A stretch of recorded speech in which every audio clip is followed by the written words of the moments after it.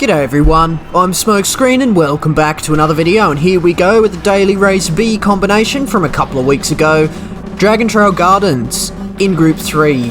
Now I'm going to be completely honest here, I actually really wasn't going into this session of races here with recording content in my mind. I don't really tend to do that much anymore except for FIAs, but thankfully you can record post-race, you can capture the previous hour on your PlayStation, which is thankfully what I had set up at the time. So I was able to capture these races, and I kind of got into that.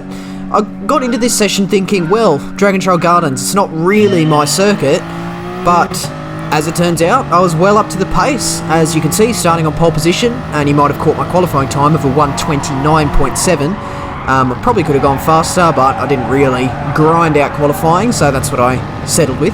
But here we go, Daily Race B in Group 3. I, of course, have gone for the Toyota Supra. As always, beautiful car, and I know how to control it. Now, Dragon Trail Gardens, never really been my circuit. In fact, I've quite disliked this circuit. Hated, in fact, this circuit. But after this session, I've come to appreciate it. Dragon Trail has always been a weird one for me. The seaside circuit is nice, but I cannot get comfortable through the chicane of death, and then this track has just been an absolute dud for me. It doesn't flow for me. I don't know if other people feel that way, but I have so much trouble getting a flow around this circuit. I think I had quite a good flow, in quotations, as in muscle memory of me driving the circuit, but in terms of the actual circuit layout itself, I have trouble with it flowing. It's all very pointy stop-start corners. You do have the S's in the middle of the circuit, but they're kind of really sharp, awkward S's with all this off-camber stuff and other weird crap with the curbs and dips and bumps and all sorts going on. It's sort of hard to get a good flow. And to boot, you have the Chicane of Death Part 2, the Chicane of Death, the sequel. I say sequel because this track was introduced in an update. Coming up to it now, turns 2, 3 and 4 of this circuit. Turn 2 isn't so bad, but this, bang, hit that curb too hard, and then the car just beaches over the second part, and that was actually a bit of a mistake through there. The ideal line is to get the pink sausage down the center of the car, cut it so the pink sausage goes underneath your car. Directly in the middle, you don't want to ride any wheels on the top. Your car will flick up on 2 wheels like a V8 supercar going through the Gold Coast chicane. You do not want that going on in Group 3 or GT3. These cars are very stiff, they like to stick to the road, and as soon as they're not on the road, you begin to experience issues. And the chicane, it's basically a lottery, and I don't know about anyone else, but I've had pretty poor luck in terms of lotteries, never won it. So I think that luck is continuing with the Chicane of Death lottery. I don't know what it is about the Croatians, but they build chicanes of death and they like it. They like it a bit too much, and I'm not sure how big of a fan I am. But once you work out the chicane, you can get your car through there without too much issue, and I think I eventually worked it out. Of course, you can still make your odd mistake, which is easy to do. But enough talk of the chicane, enough talk of the circuit, let's get on to the racing. So I was on pole position and actually managed to keep the lead for the first 2 laps at least, but on the end of lap 2 I actually made a mistake into the final 2 corners, went too deep into turn 13, and you can see I got slipstream past and went up the inside at turn 1, did the driver called MVK12_gang. And you can see I missed the curbs, go around the outside. That's your conservative line. Your aggressive line is cutting the pink sausage, but you run the risk of the car getting flicked offline. Your conservative line is miss and go around the curbs. It's a lot slower though, as we give them a little love tap into the hairpin at the bottom of the course, the southernmost point of the racetrack, in fact. But we're now stuck in the slipstream of NVK, and we actually make a bit of a hash of this middle sector. You can see we kind of cut turn 7 a bit too much. Makes turn 8 a bit awkward as well. So definitely the circuit itself doesn't flow, but you have to get the flow in between the corners correct, especially in that middle sector. Otherwise you're going to be offline all over the shop, and it's definitely one of the parts of the circuit where if you get the first one wrong, you're going to get the rest of it wrong. But we're going to look around the outside into the braking zone of turn 13. It's very difficult to do because of the way you take these final two corners. You can see you run, you drive past the apex of turn 13, stop it square, and then come back for turn 14. But you can see MVK gets too much oversteer on the exit of turn 14. Very easy to do in Supra, by the way. And we get the overspeed coming up into turn 1, and we just sweep across his front. We probably came across his nose a little bit there, but I was fully ahead. There was no sort of side-to-side contact made. I think there might have been a slight graze across the back of my car, but it's nothing major. But here we go. Look at that. Beautiful chicane that time. That's how you take the chicane. Third gear, nice and stable. Just let the car ride the bump. And if you do that, if you don't hit any of your tyres on the sausage, you'll probably get through there okay. But coming into the bottom hairpin, that is, of course, an overtaking opportunity, and quite a good one at that. We actually run in a little bit deep and actually make a mess of the exit. Too much oversteer and overcorrected. And you can see we're now running side by side through the S's. We have to go wide off turn 6 to leave room for MVK. Sweeps around the outside of turn 7. We're a little bit too narrow for turn 8. But I think we get the power down nicely. A little bit of oversteer off the corner there. But then we run down the dip into the very Turkey style quadruple right-hander it is here. It's a left-hander at Turkey. Of course, becomes a left-hander in the reverse direction of this circuit, but in the forwards direction, it is the opposite to Turkey. But I consider this to be 4 corners instead of Turkey, where it's considered to be 1. But we come up into the final corner. He covers off nicely. You can see we both take the correct line through here. You can see we cut back for turn 14. About 70% power to try and get the tyres doing something into the ground, but you don't want oversteer. You don't want that back end to slip out from behind you. But coming on to the final lap here, we're going to try and focus on getting this lead back, which we managed to successfully keep in the first 2 laps, just before some mistakes crept in. But hopefully we can iron out the mistakes as we get more comfortable into this session of races. I've got a fair few races I'm showing you today. So sit back and relax, and make sure you don't do that over the curb. You saw the car then completely up on 2 wheels, and if you get that wrong, you can fling off into the barrier if you correct it too much or don't correct enough. Oversteer, barriers, all sorts can go on there, but we just give him another little love tap into the hairpin there, and we try and get the power down nicely. There's a couple more slipstream opportunities. Just try and get close through these S's. It's a bit difficult with your dirty air, but the racing medium tyres help keep your grip up, which is good. But as long as we can stay into the slipstream, get a nice run through the quadruple right-hander of turns 9, 10, 11 and 12. So you just hit each apex turn 9, feathers the throttle turn 10, and just before turn 11 you can get to 100%, and you're able to keep it all the way out through turn 12 and onto the straight just before the final 2 corners. So in the slipstream, he leaves the inside open. He doesn't run completely defensive, so I take the opportunity, hit the brakes. I'm very narrow for 13, but I just stop it squarely. Beautiful, come back for turn 14, and we get the power down nicely. Look behind, he's made a mistake. 2 seconds behind, 3.5, he's completely binned it. First thing that entered my mind was, did I cut him off? Did I punt him or bump him into a barrier or something? So the first thing I did was check the replay, because I didn't want to celebrate too much, because if I punted him off just before the end and I won, that's quite a hollow victory. But we have a look here. He sees me and comes out of the corner and then comes back. He gets a bit of oversteer and hits the inside barrier. That's a lot of damage. Now that is a lot of damage. Flex tape can't fix that. But we celebrate a victory. No hard feelings, of course. It was an excellent race. Just a little bit of a mistake on the Supra. Very easy to do. I almost do it a couple of times. Very oversteery machine. But we come to the next race now. We've got a new driver behind, Kyler V. He's driving the Lamborghini. That is a very leery car, especially with this chicane of death where you'd need ultra car balance.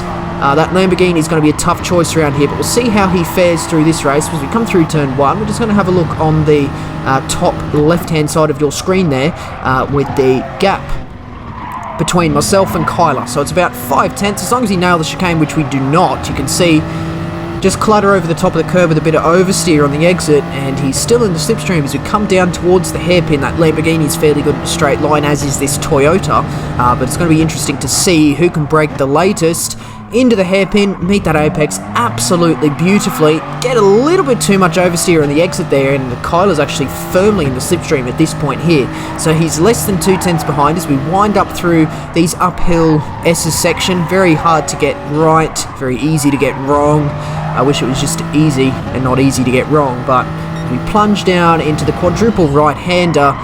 We go a little bit deep actually, but that should give us a nice line out. There's almost enough room for an overlap or an underlap for Kyler to get underneath this, but it's a fairly difficult corner to get an overtake on. But as we run up towards the final two corners, he's broken slipstream of third, so it's just an all-out 1v1 at this point here. Run into the final corner, and we just come off the end of the track there. Very easy to do because you're running deep into there anyway, and we just almost get a little bit too much out of shape.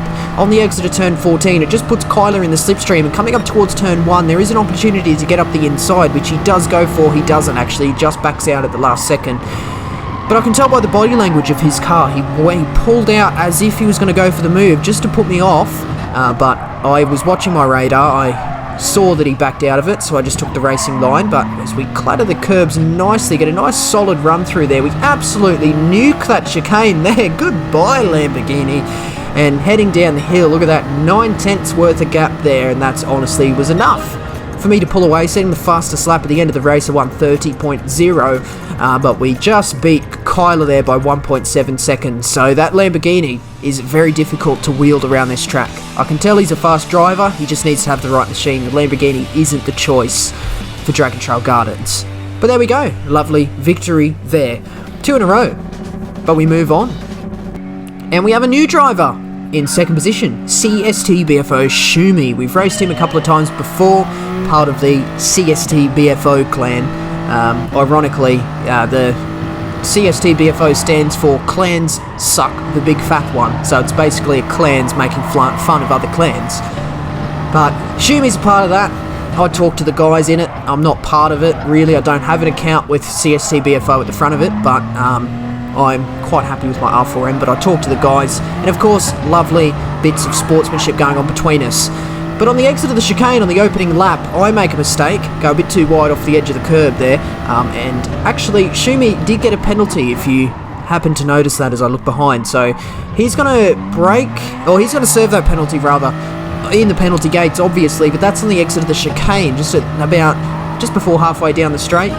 But we did break the slipstream, of course, thanks to that penalty serving, and we won by 1.2 seconds. Once again, setting the fastest lap on the last lap, so 3 in a row. Lovely. We're going to move on. I'm going to keep going because this was building my DR quite nicely, and if I can have a good set of races that builds my DR, I'm going to keep going for it. But this next race is not so easy. We're going to see the contender in the green Ferrari. It's Kyler again, actually, so he's gone for another mid-engine car. So the Lamborghini is not a good choice because it's mid-engine, MR, mid-engine, rear-wheel drive. So is that Ferrari, and especially with tyre wear, not active here, but in a situation with tyre wear, those MR cars are extremely leery, extremely difficult to control. So that kind of carries over to when there's no tyre wear. The MR, all the weight to the back of the car, so the rear end likes to swing around with its momentum a lot, but we'll see how he manages to handle the machine. Hopefully we can have a nice clean fight, or hopefully I can pull away is got to be the first port of call, but if we do end up fighting, I hope it's a clean one at that. So let's see how we go. Head through turn 1, 2/10, 3/10 ahead, so let's get the chicane right. Let's focus, braking on the 100 meter board, of course. And coming through here, dab of brakes, sausage through the middle, on the exit nicely. Use the curb, but don't go over the edge, and have a look at the gap. Opens up to 6/10, so the Supra rides the curbs a lot nicer than the Ferrari, given that he hadn't made a mistake. Come into the hairpin, very easy to go deep, because you don't have a very clear braking point, but it's just before the start of the curb on the right, just before the 100 meter board, but you can push it further and further back, depending on your confidence, but once you overstep it, oh boy, you overstep it and you end up kissing the barrier at the bottom of the circuit. But as we head up through the middle sector, the Ferrari's going to be suffering from my dirty air being in the slipstream range. But on the exit, of turn 8, plunging down towards the quadruple right-hander. As long as we meet each apex, get onto the power cleanly, as we do just before the apex of 11 or just on the apex of 11, accelerate all the way through turn 12. Have a look at the gap behind, 8 tenths, 9 tenths, opening up as we head up towards the final corner. Hopefully we can keep this level of gap, and we'll just monitor it as we head through the circuit. So the circuit itself, we have spoken about it before, but it's definitely another case for me, is once I'm up to speed on it, I actually like the circuit a lot more. Still not my favourite circuit, but I'm up to speed on it now and I know how to drive around it in this direction at least, so I can appreciate the circuit a little bit more. And it's honestly this chicane that's just the remaining sort of reservation I have, because stupid chicanes, as you can see, I get it wrong there and clatter the curb on the right hand portion, turn 3. Kyler is just back in slipstream, but he's get a nice exit down the straight. Once again, pull out a slipstream. So as we plunge down towards the hairpin, get through here cleanly. We actually made that apex beautifully. That's a beautiful rendition of the hairpin there. And have a look at the gap. It's actually a poor exit, so I think the car bogged down in second gear too much, just overslowing. He just make a mistake on the curb there. The front end just lifted up off the ground as we bumped on the curb, and it just puts us off through all this middle sector here. And you can see that gap is closed down about 4 tenths. That Ferrari is very close behind now, and he's going to have very strong slipstream up towards the final corners and on the main straight as well, provided he doesn't get past up towards the final corner. It is possible to do, but we just swing it over to the right hand side. The next corner is a left-hander, but I took a very sharp route over to the right hand side of the circuit just to hopefully break that slipstream just a little bit. But we run into the final corner. Don't run too deep, it's very slippery on the outside of the white line, on the power nicely. And have a look at the gap, 6 tenths, but it's closing down. He still has the slipstream at this point, and into turn 1, he can either go up the inside, but he's not going to be close enough, or he's going to suffer dirty air. And as long as he does suffer a little bit of dirty air, which he does on the exit, that gap opens up a little bit as the downforce portion of the corner comes into play on the exit. As long as we manage to get this chicane correct, which we have done so far, just over that second bit, not as cleanly as I would like, the gap actually closes down the straight, so the Ferrari got a stronger run out of that chicane, or through the chicane, and therefore got a better exit. Once again, into the hairpin, just make sure Kyler doesn't go deep. It's very easy to do if you have slipstream on the exit. A little bit oversteer, quite a lot oversteer actually, and that just closes that gap even further to 2 tenths. So he's keeping me honest through here, and he's looking up the inside at turn 7. That would have been a very scary proposition, very scary occurrence, but let's get the clean power application down the dip. And actually Shumi has the fastest lap at the moment. I just glanced over, 129.9. It's a very quick, fast lap there. It's neither me or Kyler at this point, so it just goes to show we're fighting quite heavily, although Shumi is still in the slipstream of Kyler. So he has the double slipstream. That's going to be good for the fastest lap, and that's going to provide the explanation other than him being very quick. Come out onto the main straight. We've got 2 more laps to go to defend from Kyler and Shumi, and there's another, and of course, yeah, Shumi behind in the slipstream of Kyler. That's going to be an added bit of spice. If Kyler catches up to me and we begin fighting, Shumi could have the both of us, and that would be a very good result for him, coming from 3rd at the moment up into the lead. But we'll just see how we go, as long as you get the chicane right, of course. Cut that nicely, very nice through there. Oversteer in the middle portion of the chicane there, that's not good. You can see we missed the final apex of the chicane, and I think it put Kyler off a little bit. He wasn't able to get the clean exit because I gave him an opportunity to do so. He couldn't get the exit, he couldn't get the run down the bottom of the hill, so it just goes to show he's probably following me a little bit instead of hitting his own marks, but we'll see how it's working out for him. It's working out pretty well for him at this point, as he's under 2 tenths behind, but it's going to be very difficult to get past through the S's. His next overtaking opportunity is the double left-hander at the end of the circuit, turns 13 and 14. Gives me a little tap on the exit of turn 8. Not the best place to go side by side as we're coming into the quadruple right-hander. I run a little bit too narrow, so I'm slow on turn 10. But as long as I get the power down and not go on the outside of the white line, we're going to be successfully defending that position there.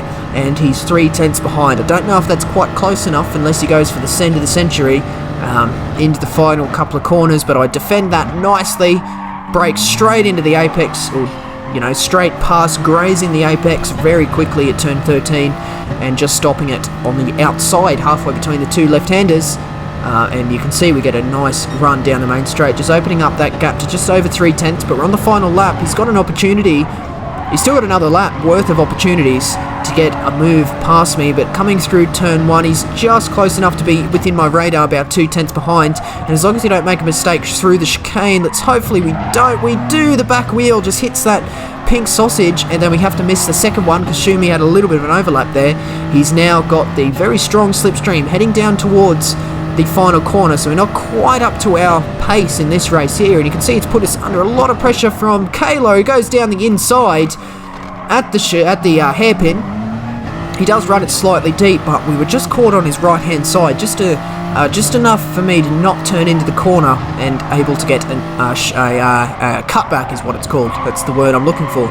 But we've spent the whole race defending, and we've lost the lead on the last lap. You can see we're pushing very hard, just overstepping the mark on that curb a little bit, but you can see that Ferrari sliding through the quadruple right hand. You can see he's going around the outside. He's missing all the apexes, keeping up that average speed, but I'm taking the short distance line. But you can see we grab the slipstream heading up towards the double left-hander into the braking zone. We go for the sand. We might as well go for it, and it doesn't come off. A bit of contact between us. That is awkward, but you can see I back off, let him go. My mentality at that point was, well, that's the last opportunity. You can see he's slowing up a bit. I'm like, no, that wasn't your fault. Go for the lead, go for the victory. And there we go, push him across the line. We almost lose third place to Shumi. I'm not sure whether he backed out of it a little bit, but at that point there it was, well, I've got one last opportunity. I'm going to go for it. It's either going to work or it won't work. It didn't work in that case. Gave him the position back. Nothing major there. So we just let him have that victory. He's still somehow got a clean race result for that, but second place after a very good close battle with Kyler there. Very happy with that one, but we move on. Kyler's out of the picture. Just got Shumi in second place there, but let's see if we can have another nice clean battle. Like, so I could tell Shumi was well onto the pace in that Porsche, especially given he had the slipstream. You're doing very well to set a 129 in the race. We get through turn 1 nicely. On the exit of the final corner of the first lap, you can see that gap has opened up just outside of slipstream range, and I have the Toyota Supra over the Porsche 911 that Shumi is driving, so I've got that straight line advantage to help me through, but I'm a little bit wide off turn 1. That's not good, and just off the edge of the curve into the braking zone for the chicane. Just monitor the gap. It's still about 8/10 clatter the first curb, so I'm getting a complete mess of this now. And yeah, the chicane there, very messy, and that completely closes up the gap. Look at that, it's nearly about 3.5 at this point, and Shumi well into the slipstream. So now we've got a bit of a race on our hands. What was looking like a pretty clean, clear result for me, couple of mistakes. So just running wide off turn 1, I think, put me off for the chicane, and I made a complete mess of it. So he's back in the slipstream. We've got a similar scenario to the previous race, a little bit too aggressive into turn 7, just slid understeered wide off the apex, but I think Shumi's followed us a little bit. The gap has opened up to about 5.5 coming in towards the quadruple right-hander once again. Drinking game for quadruple right-hander. We just dip off the edge of the edge of the circuit, just on the outside of the white line, and it just pulls the car a little bit wide off turn 12, and it just makes us susceptible to a move into the final corner. But I think we can defend this nicely. Look at that, brake straight into the apex, stop it square, rotate, and then power through the exit. It's very difficult to get the power down. A more stable car could potentially get the power down in sort of a foul swoop and ride the bump of turn 14, but the Supra, it just oversteers, and if you're hitting that bump at full throttle at turn 14, the car's going to fling off. The car's just going to oversteer crazy, so you have to be very careful. You can see on the exit of turn 1, we've just got the edge of the curve to save us, and the Porsche takes the opportunity to go up the inside of the chicane. A little bit of contact, nothing major. He was well alongside at the midpoint of the corner, and he's made his way past. He just rides that curb out onto the straight. Roles have reversed. I've got 2 and a bit laps to get this lead back, and actually the Porsche's not so great in a straight line, so I'm able to put that return move straight away. No holds barred there. It, of course, is a daily race B. You haven't got much time to get stuff done, so we are going to be taking the opportunity to go past when they arise.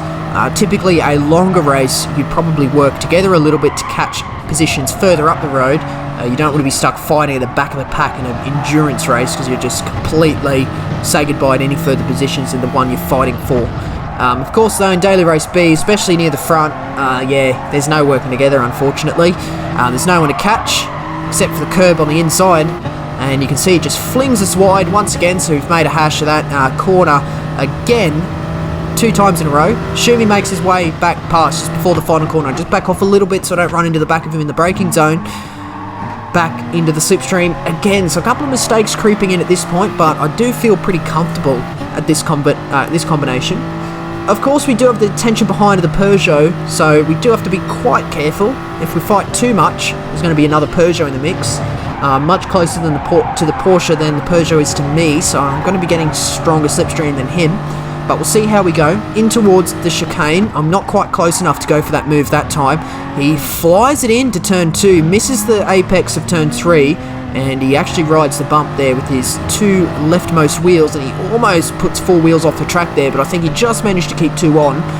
I thought he was going to get a penalty at that point, because that was very much on the limit, but you can see we're able to go for the move down the inside. He had a poor run down the straight. I had the strong straight line speed of the Toyota. Pull it up nicely and get a nice exit, actually. A little bit of oversteer, but not too bad. And we're back up the inside. We've retaken the lead, and as long as we can keep it, it's going to be a fairly clear-cut victory, although the car did a little bit of a wobble on the turn in to turn 7.